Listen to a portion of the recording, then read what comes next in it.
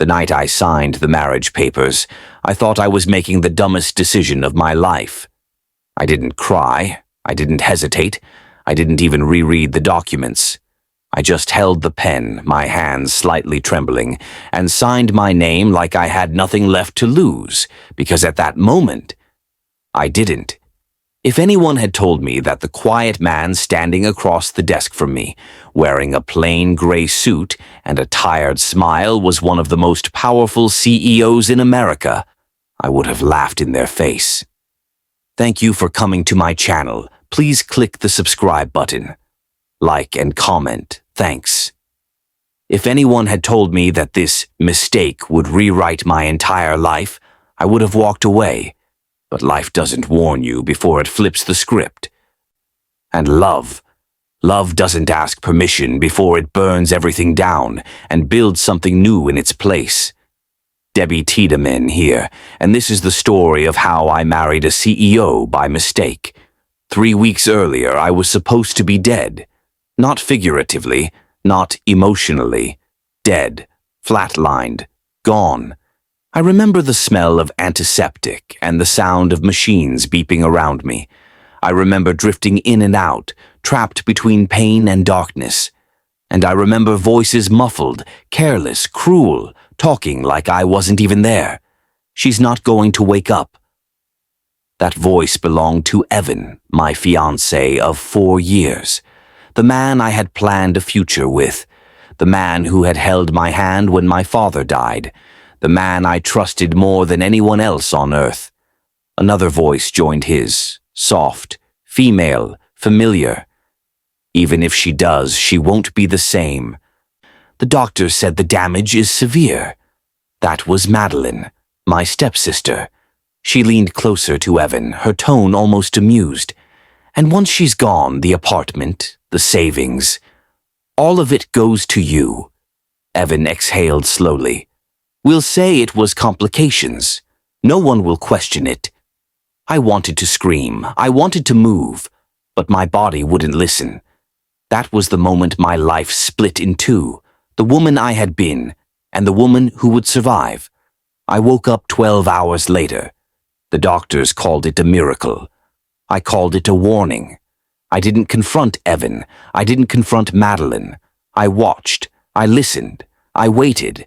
And when I was discharged, I walked out of that hospital with a smile on my face and revenge burning quietly in my chest. The encounter that changed everything. 2 days later, I discovered the truth. Evan had been draining my savings for months. Madeline had been living in the apartment I paid for, while pretending to comfort me through my recovery. They didn't know I had overheard them. They didn't know I had changed. And they definitely didn't know what I was about to do. I needed to disappear from their control. I needed to break every plan they had made around my life. So I did the one thing no one expected. I got married. The courthouse in Savannah, Georgia, was quiet that afternoon. The kind of quiet that feels heavy, like something important is about to happen. I didn't come there looking for love. I came there looking for freedom. That's when I met Simone Creed. He was sitting on a bench near the entrance, flipping through his phone like he had all the time in the world. Tall, dark hair, clean cut but not flashy. The kind of man you wouldn't look at twice. We made eye contact. He gave me a small, polite smile. I don't know what possessed me to speak. Are you here to get married? I asked. He blinked. Depends. On what? On whether or not you're serious. Something about his voice, calm, grounded, made me bold. I am. He studied me for a long moment, not in a creepy way, in a careful way. Why? He asked. I could have lied. Instead, I told the truth. Because the people who tried to destroy me won't see this coming. He let out a quiet laugh. Fair enough. We talked for 20 minutes. No romance, no fantasy. Just two strangers agreeing to change their lives. The clerk didn't even blink when we handed over our IDs. I barely looked at his last name. He barely looked at mine. We signed. We shook hands. And just like that, I became Debbie Creed. I didn't expect him to call me the next day, or the day after that, or to quietly show up when Evan tried to corner me in the parking lot. Simone never asked questions. He just stood there solid, unbothered, until Evan backed off. "You don't have to keep doing this," I told him one night. "I know," Simone said, "but I want to." I thought the marriage was a shield, a legal trick, a temporary arrangement. I didn't realize it was a door, and behind it was a truth I wasn't ready to face, because the man I married by mistake wasn't broke. He wasn't ordinary, and he definitely wasn't who he claimed to be. Being in the dark, I didn't find out who Simone really was right away. That truth didn't come crashing down in a dramatic reveal or a careless confession. It crept in slowly, quietly, the way real secrets do. The kind that sit in the background until one small detail refuses to make sense.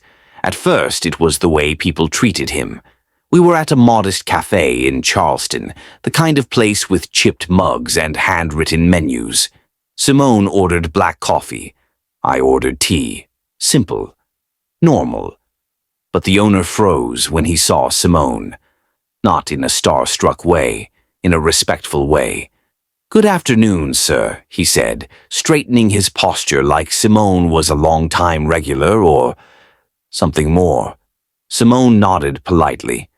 "Afternoon." No last name, no fanfare.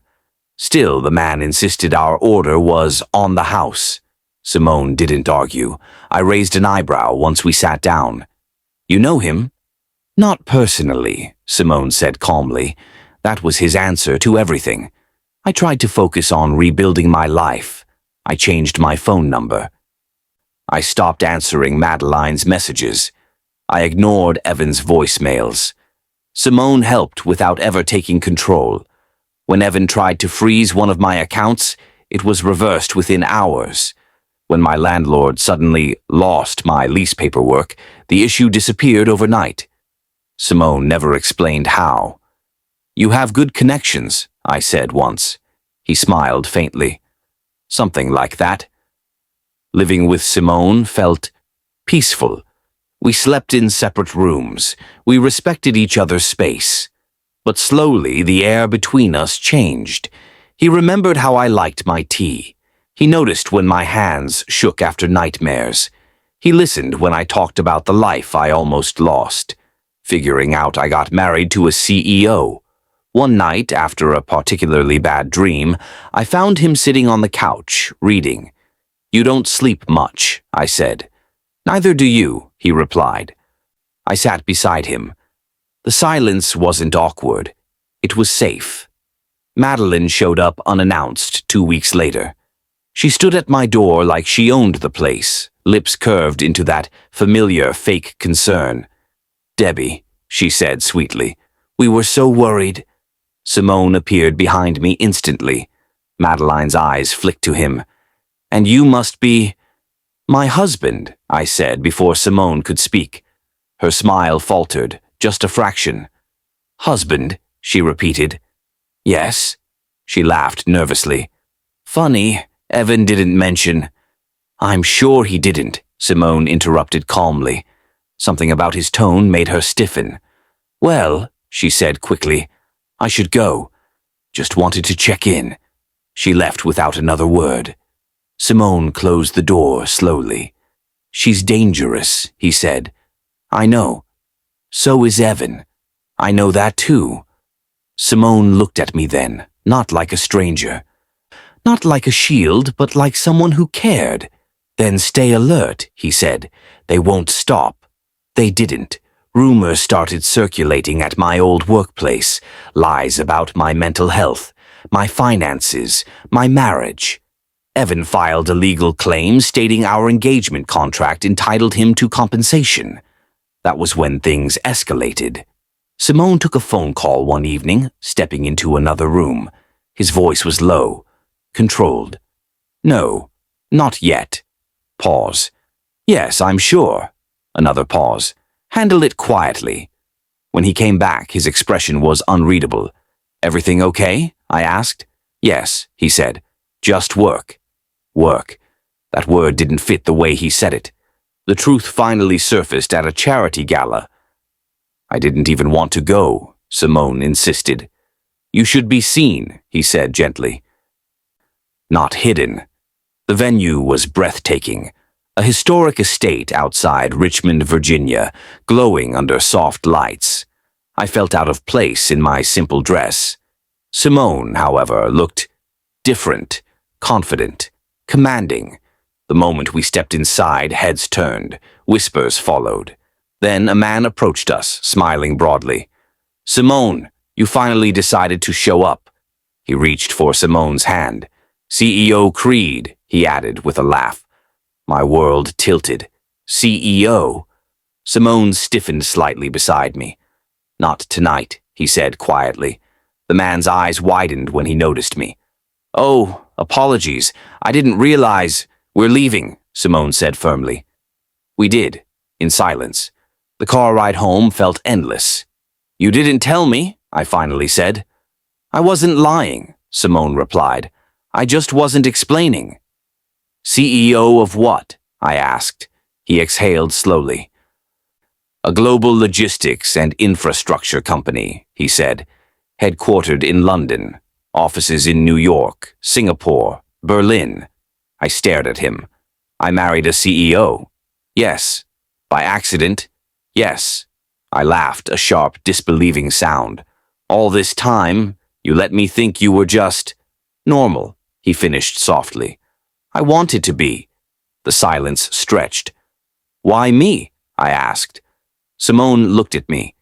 "Because you didn't want me," he said. "You wanted peace." Falling for the CEO, Evan didn't take the news well, neither did Madeline. They doubled down. Lawsuits, threats, public accusations. Simone responded quietly, decisively.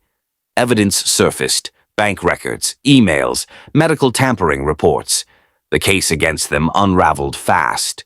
One morning I woke up to headlines. Engagement fraud exposed. 2 arrested in attempted hospital negligence scandal. I stared at the screen, shaking. "They're done," Simone said. "No," I whispered. "They did this to themselves." I thought that would be the end. I was wrong. Because once the danger passed, something else took its place. Feelings. Real ones. I found myself noticing the way Simone smiled when he thought I wasn't looking. The way he always stood slightly closer in crowded rooms. The way my chest tightened when he was gone too long. One night I said it out loud. "This wasn't supposed to be real." "I know," Simone said. "But it is," I whispered.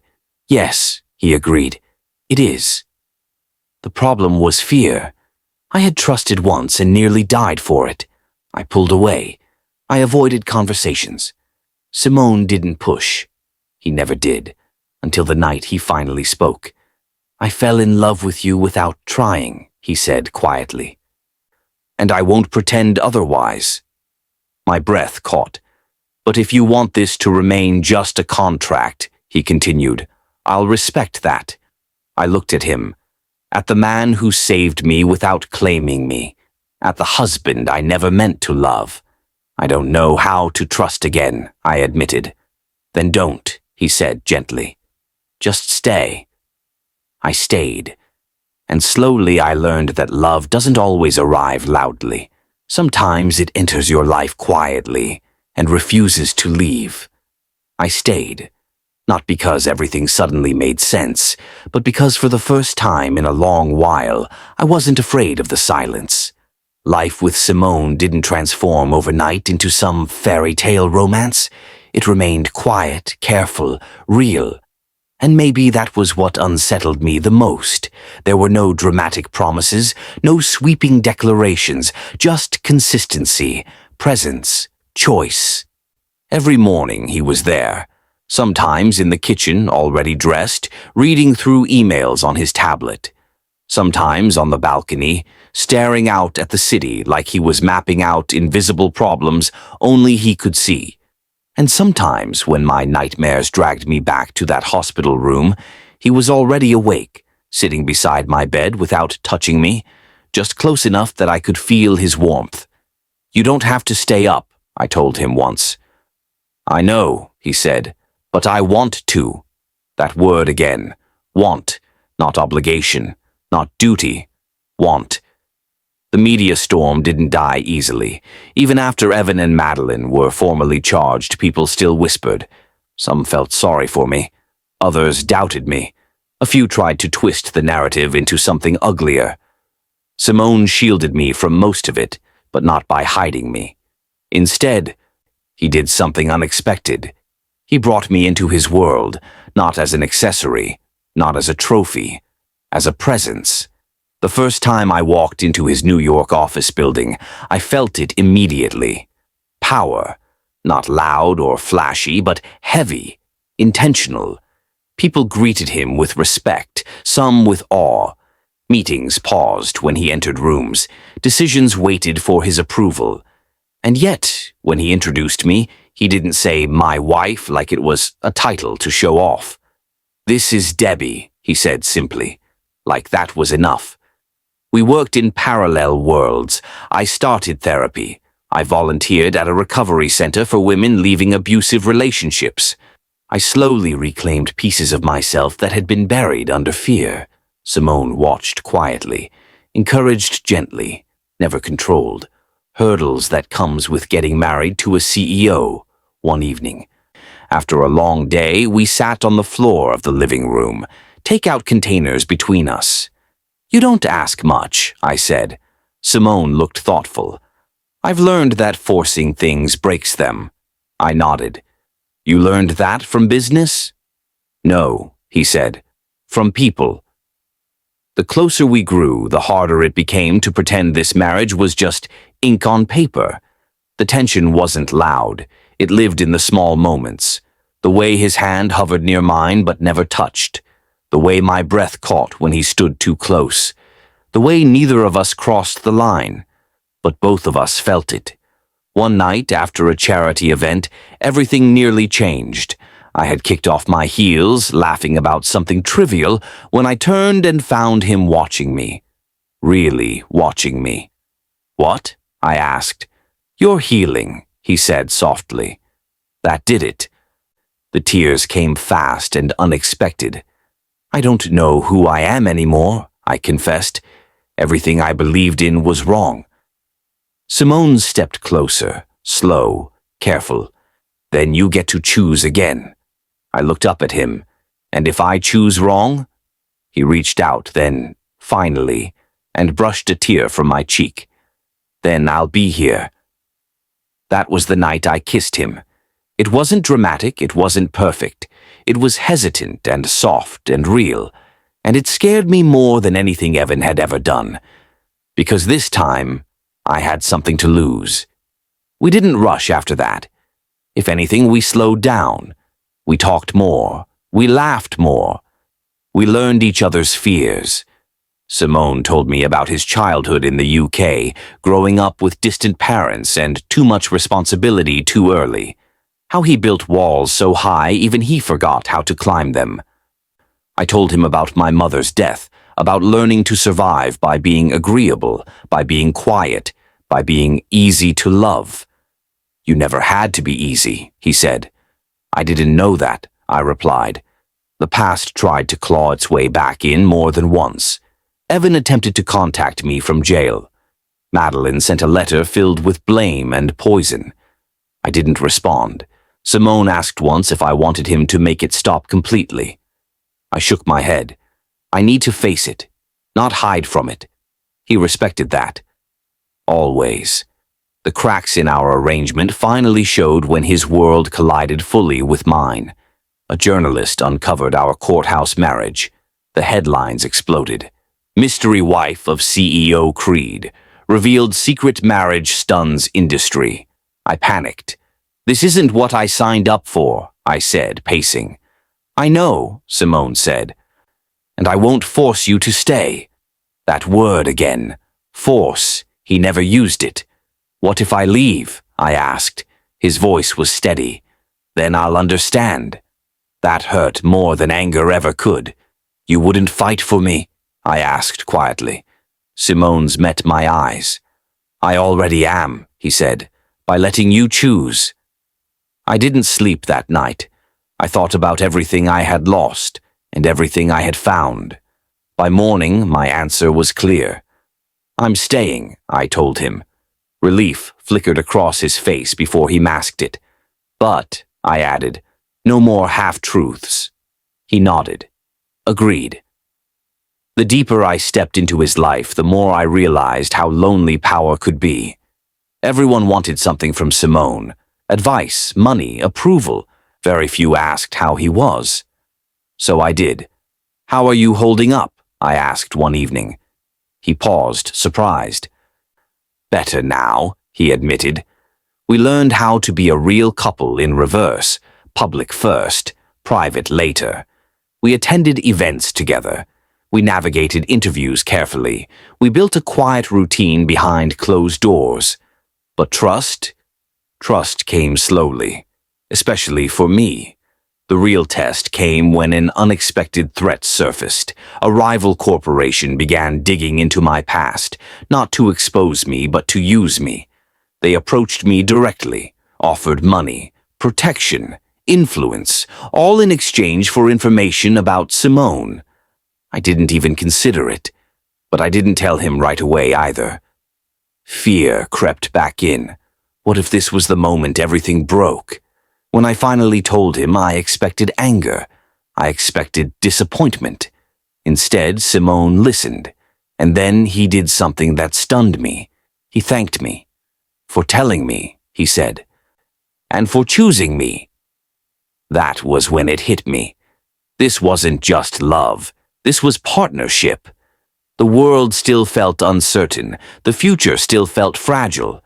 But for the first time, I wasn't surviving. I was living. And the mistake I made at a courthouse in Georgia was starting to look like the most intentional choice of my life, sensing a hidden truth. The offer haunted me longer than I wanted to admit. Not because I was tempted, but because it reminded me how easily my life could be turned into a bargaining chip again. I didn't tell Simone about the second message right away. This one wasn't formal. It wasn't polite. It was a warning. You may want to think about who you're married to. That sentence sat in my inbox like a ticking clock. I started noticing things after that. Unfamiliar cars parked across the street. A man who lingered too long near the elevator. A call that disconnected the moment I answered. Simone noticed too. You're tense, he said one night, watching me pace. I'm fine, I replied automatically. He didn't push. He never did. But the distance between us crept back in. Not because of him, but because fear has a way of rebuilding walls you thought were gone. The breaking point came during a board dinner in Edinburgh. It was supposed to be routine, elegant, predictable. I sat beside Simone at a long table, surrounded by executives whose smiles never reached their eyes. The wine flowed freely. So did the subtle power games. Halfway through the evening, a woman across the table leaned toward me. Must be strange, she said softly, marrying into all this without knowing the full story. I stiffened. What story? Her lips curved. Oh, you'll find out. Simone caught the exchange instantly. We left early. In the car, the silence was unbearable. Talk to me, he said finally. So I did. I told him everything. The offer, the messages, the fear I was trying and failing to outrun. When I finished, I was shaking. Simone pulled over. He turned to face me fully. You should have told me, he said, not accusing, not angry, just honest. I was scared, I whispered. Every time I trust someone, something bad happens.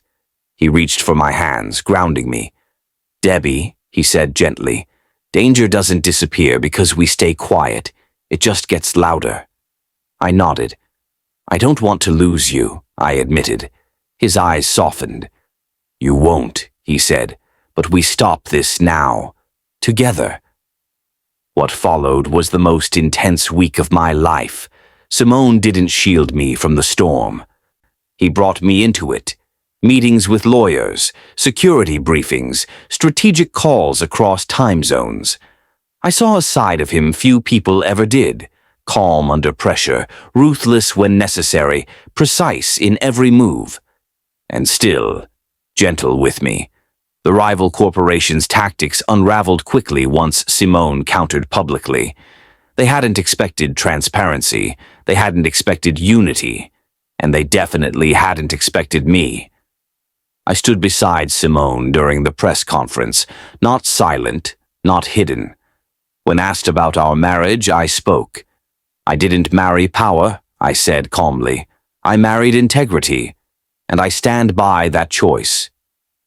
The room went quiet. The message was clear. That night, after everything settled, Simone and I sat on the balcony overlooking the city lights. The air was cool, still. I should have protected you better, he said quietly.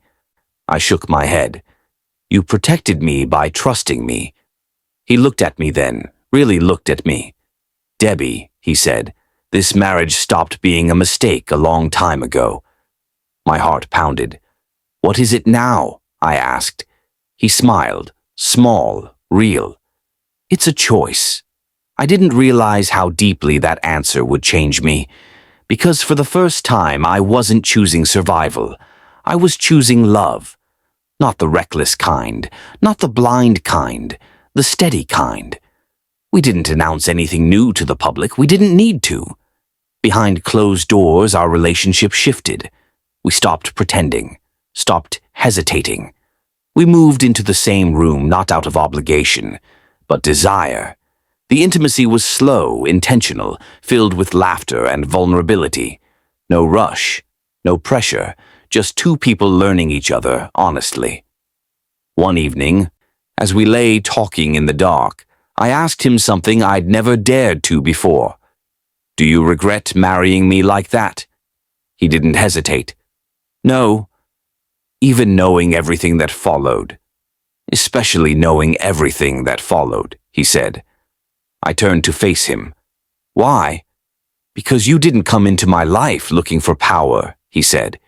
You came looking for safety. And somehow, you gave me the same. The past didn't disappear, but it lost its grip. Evan was sentenced. Madeline took a plea deal. Getting married for the second time, I attended the hearings, not for closure, but for myself. Simone sat behind me every time, silent, present. Months passed. Life settled into something almost ordinary, until the night Simone came home looking nervous. I'd never seen him like that.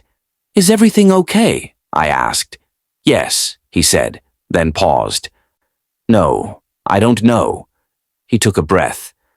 This marriage began as a mistake, he said slowly, but I don't want it to stay that way. My chest tightened. I want to marry you again, he continued, on purpose, in front of people, with vows we mean. Tears filled my eyes. You already are my husband, I whispered. I want to be chosen, he said. I smiled through the tears. You are. We didn't rush the ceremony. We planned it quietly, intimately, somewhere green and peaceful in Vermont, far from boardrooms and headlines, just people who mattered. On the morning of the wedding, I stood alone for a moment, reflecting on everything that led me there. The hospital bed, the betrayal, the fear, and the mistake that wasn't one. When I walked toward Simone, he looked at me like I was the only thing in the world, and in that moment, I knew. Love didn't save me, choice did, and I would keep choosing him. Every single day. The second wedding didn't erase the first one. If anything, it gave it meaning. People often think love stories move in straight lines, meet, fall, commit, grow old. But ours was jagged, twisted, built backwards. And standing there in Vermont, with the mountains breathing quietly around us, I realized something important. The mistake hadn't been marrying Simone without knowing who he was. The mistake would have been walking away once I did. After the ceremony, life didn't slow down the way fairy tales promise. If anything, it got louder. Simone's company entered a volatile expansion phase. Markets shifted. Investors panicked.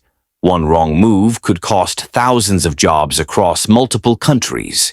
And suddenly, being married to a CEO wasn't just about galas and headlines. It was about pressure, late nights, urgent calls, decisions that followed him home like shadows. Some evenings he'd sit across from me at the dining table, staring at nothing, his food untouched. "You're carrying too much," I told him once. He looked up, tired. "So are you." I didn't argue. Starting to work again. Healing wasn't linear either. Some days I felt strong, capable, grounded, present. Other days, a sound, a smell, a sentence could drag me right back to that hospital bed. Simone learned the signs. The way my voice went flat.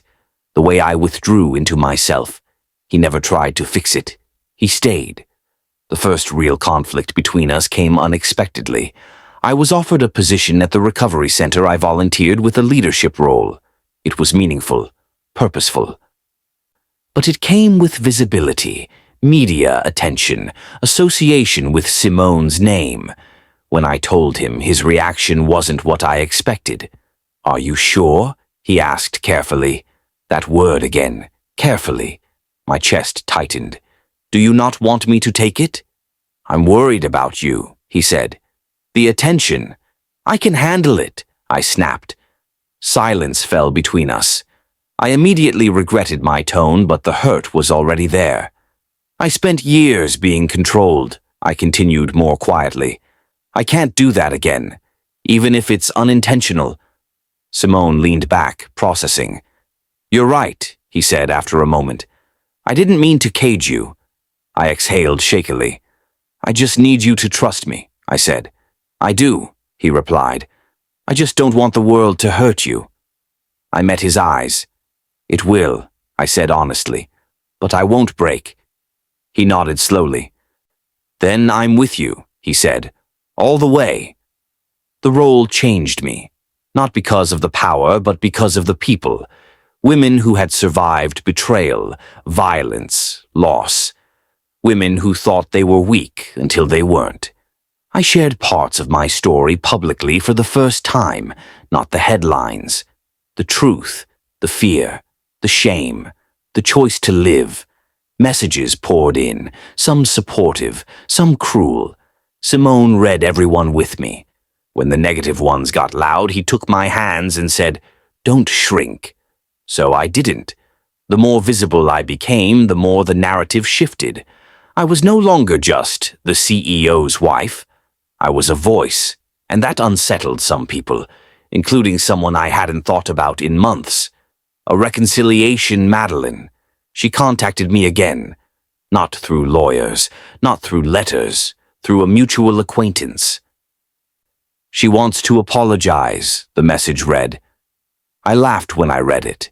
Then I cried. Then I stared at the wall for a long time. Simone didn't tell me what to do. He just asked one question. "What do you need?" I thought about it for days, and then I answered.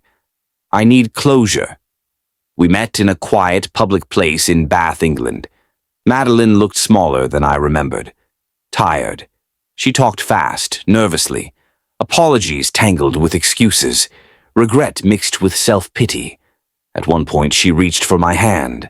I pulled mine back. "I didn't come here to forgive you," I said calmly. "I came here to tell you I survived." Her eyes filled with tears. "I know," she whispered. "I ruined everything." "Yes," I said. "You did." I stood up, but I didn't, and I walked away. The weight I'd been carrying for years lifted in that moment, not because she changed, but because I did. Simone was waiting outside.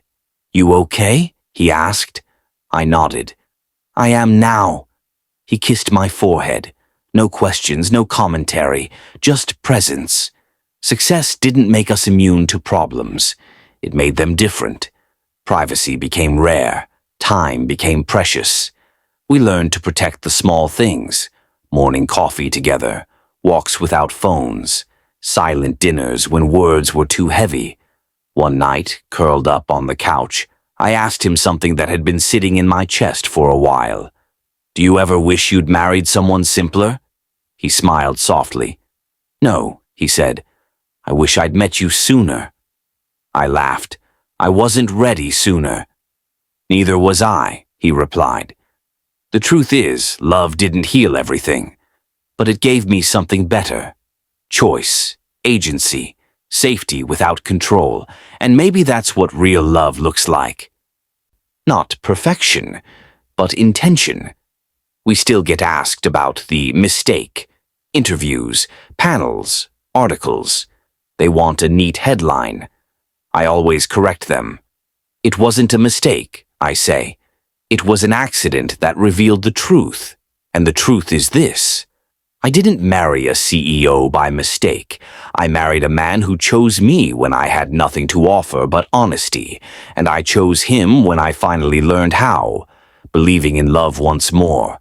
By the time people stopped asking about the mistake, I realized something strange. The story no longer belonged to the public. It belonged to me. And that changed everything.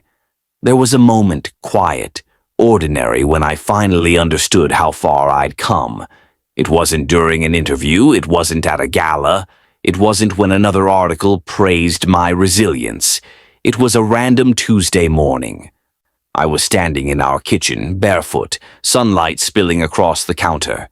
Simone was leaning against the doorway, tie loosened, watching me struggle to open a stubborn jar.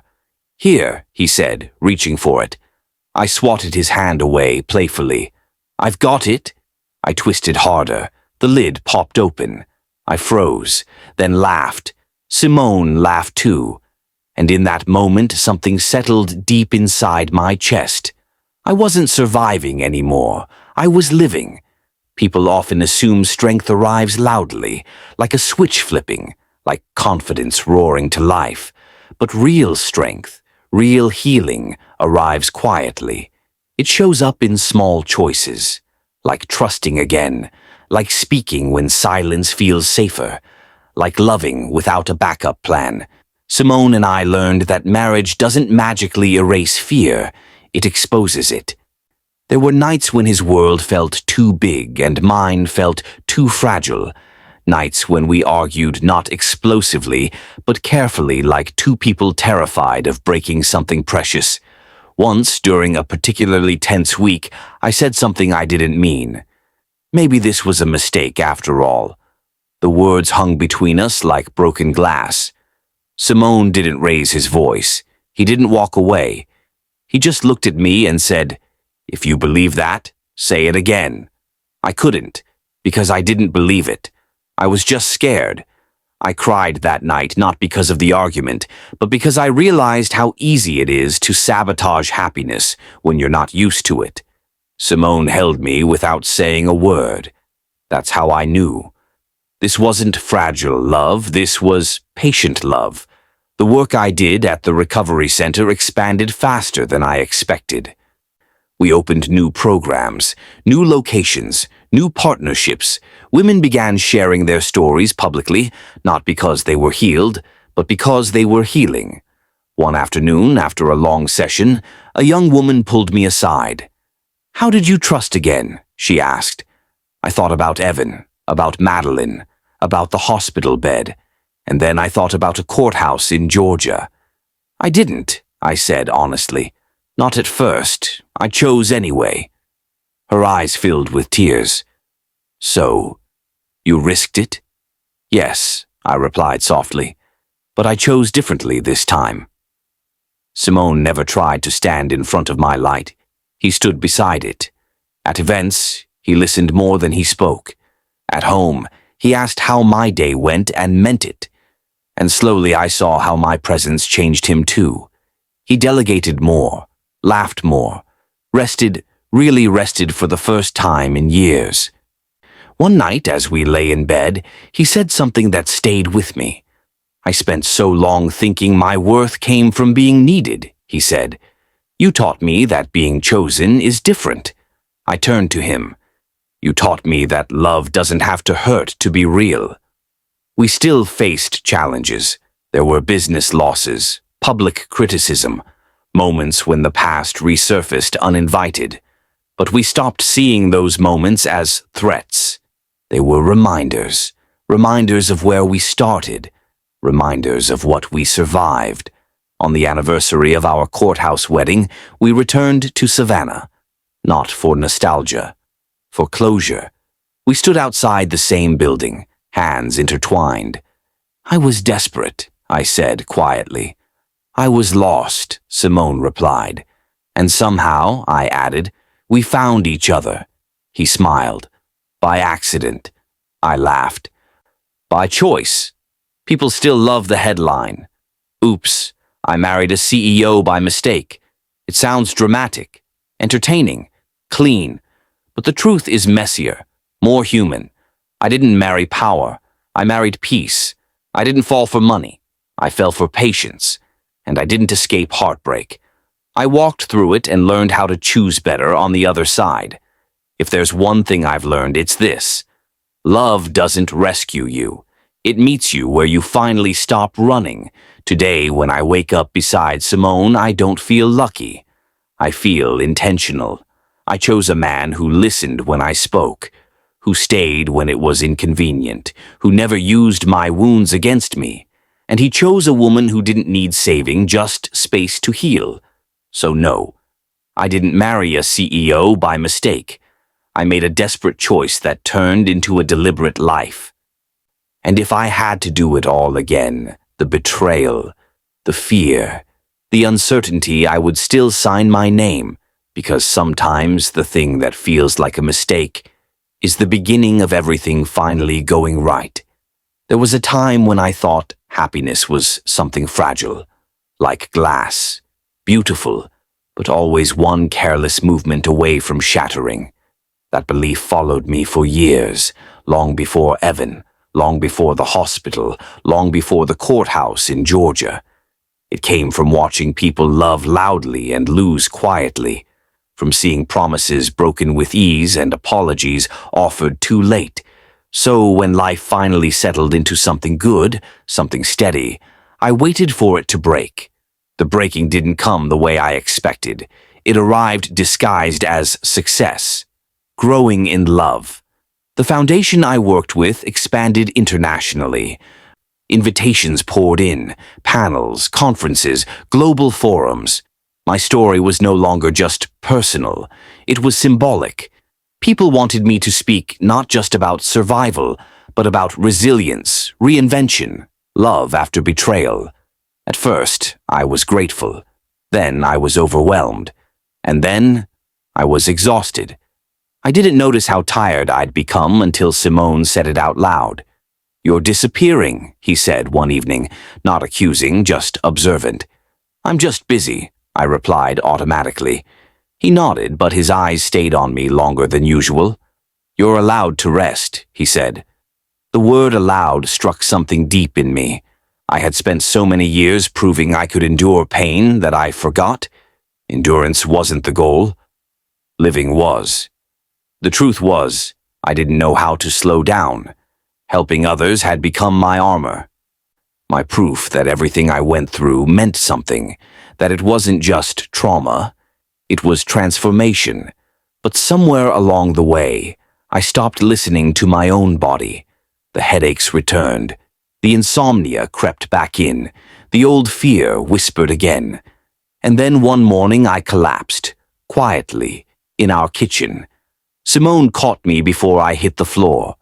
That moment scared him more than any boardroom crisis ever had. The doctor called it burnout with unresolved trauma. I called it my wake-up call. I hated being told to step back. I hated being told I couldn't carry everything. But Simone didn't argue with me. He didn't lecture. He simply rearranged his world around mine. He cancelled meetings, worked remotely, sat with me in silence when words felt too heavy. And one night, when I finally broke down, I admitted something I'd never said aloud. I'm afraid if I stop being useful, I'll disappear. Simone held my face gently. You were never valuable because of what you do, he said. You're valuable because you exist. I cried harder than I had in years. Recovery wasn't fast. It wasn't graceful. It forced me to confront the truth I had avoided. Healing isn't just about overcoming pain. It's about letting go of the identity pain gave you. I had been the survivor for so long that I didn't know who I was without the wounds. Simone knew, and he waited. During that period, something unexpected happened. Simone faced a crisis of his own. A major acquisition he had championed failed, not quietly, publicly. Stocks dropped, critics resurfaced. Board members questioned his leadership. For the first time since I'd known him, he doubted himself. And for the first time, I was the steady one. I listened, I reassured. I reminded him who he was beyond the title. One night, after a brutal meeting, he said something that broke my heart open. I don't know who I am if I'm not exceptional. I took his hands. You're kind, I said. You're loyal. You're present. You're human. That's enough. He looked at me like no one ever had before, like I had seen him. That's when I realized something powerful. We didn't save each other. We met each other, at our weakest, at our most honest, and we chose to stay. Years passed, quietly, not without struggle but with intention. The foundation stabilized into something sustainable. Simone stepped back from constant expansion and focused on ethical leadership.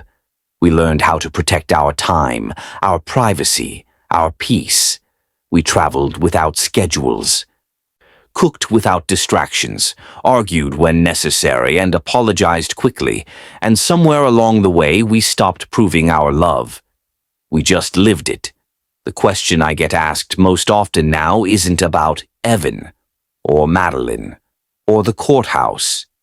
It's this: do you ever regret how it started? I always pause before answering, because the truth deserves respect. I regret the pain, I say, but I don't regret the path, because that path taught me something I wish everyone could learn sooner. Love isn't found when you're perfect. It's built when you're honest. On the 10th anniversary of our first wedding, the accidental one, Simone surprised me. He took me back to Savannah, not to the courthouse, but to the river. We sat quietly, watching the water move forward without hesitation. I used to think control was safety, he said. But you taught me that trust is. I smiled. And you taught me that commitment doesn't have to trap you. It can free you. He reached into his pocket and pulled out the folded marriage certificate from that first day. I kept this, he said. I laughed softly. Why? Because it reminds me that sometimes the most important decisions are made when you're not trying to be impressive. I don't know what the future holds. I've stopped pretending I do. What I know is this: I am no longer afraid of peace. I am no longer defined by betrayal. I am no longer waiting for happiness to collapse. If you're listening to this and wondering whether love can come after heartbreak, not as a replacement, but as something real, let me tell you this: it can. But only if you stop looking for rescue and start choosing presence.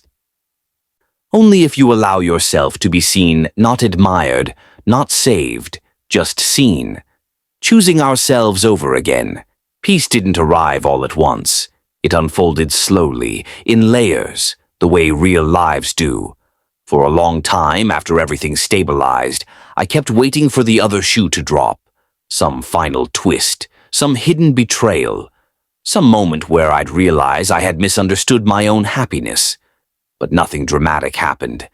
And that, oddly enough, was the hardest part to accept. There's a strange discomfort that comes with calm when you've lived too long in chaos. I didn't realize how addicted I had been to intensity until my days became quiet.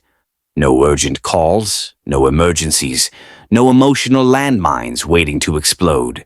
Just mornings, just evenings, just life. I remember saying this to Simone once as we walked through a park in Asheville, North Carolina, autumn leaves crunching beneath our feet. It feels like something's missing, I admitted. He stopped walking. Does it feel empty? He asked. Or unfamiliar? I thought about it. It feels unfamiliar, I said. He nodded. Then give it time. Time became my greatest teacher. It taught me that stability doesn't mean boredom, that predictability doesn't kill passion, that safety doesn't dull love. It refines it. Simone and I began to move through the world differently. We stopped chasing validation, stopped explaining ourselves, stopped reacting to every outside opinion. Our marriage stopped being a statement. It became a rhythm. One of the most unexpected shifts came when I stopped talking about Evan altogether. Not because the past didn't matter, but because it no longer defined the present. When journalists asked about him, I redirected.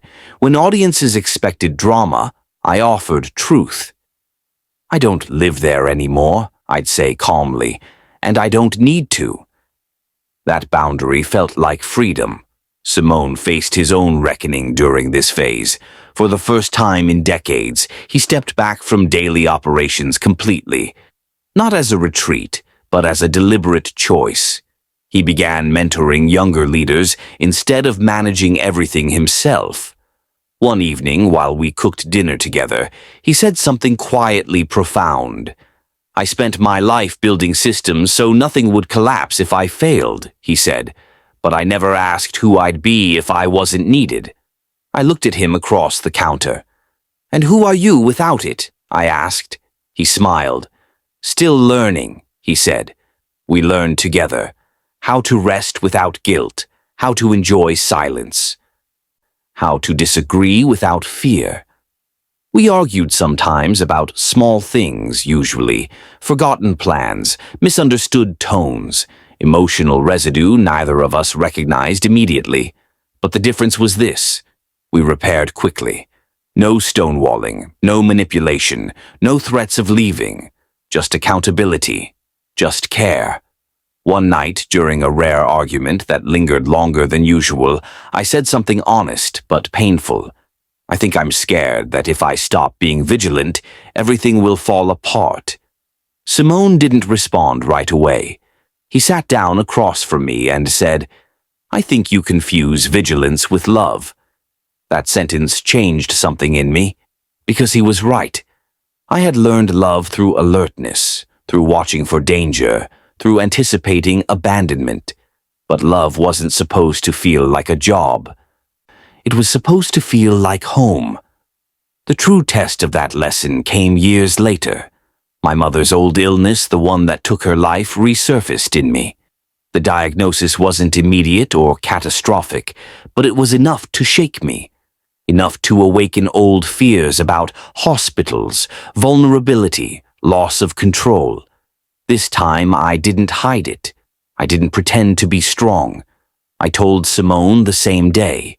He didn't panic. He didn't minimize it. He asked one question. What do you need right now? I answered honestly. I need to not go through this alone. And I didn't. Illness has a way of clarifying priorities. We slowed everything down. Appointments replaced events. Quiet dinners replaced travel. Presence replaced productivity. And something remarkable happened. I didn't feel weak. I felt supported. The difference mattered. As my health stabilized, a realization settled in quietly. I was no longer afraid of endings, not because I wanted them, but because I trusted continuity. I trusted that love wouldn't vanish at the first sign of fragility. I trusted that being human wouldn't disqualify me from being loved. That trust was the real miracle. One evening, long after recovery, Simone and I sat on our porch watching fireflies flicker in the dark. "Do you ever think about who you would have been if none of this happened?" he asked. I considered the question carefully. "Yes," I said, "and I don't miss her." "Why not?" he asked. "Because she didn't know she deserved peace." We grew older, not dramatically, naturally. Gray hairs appeared, energy shifted, priorities softened. We stopped planning years ahead. We planned mornings, coffee, walks, shared silence, and that was enough. Every now and then someone would recognize us. They'd mention the story, the headline, the mistake. I stopped correcting them, not because they were right, but because I no longer needed the truth to be understood by everyone. I understood it. That was enough. If there's one thing I would say to my younger self, the woman lying in a hospital bed, the woman signing papers out of desperation, the woman bracing herself for betrayal, it would be this: you don't have to earn safety. You don't have to suffer to be worthy. And love doesn't have to arrive loudly to be real.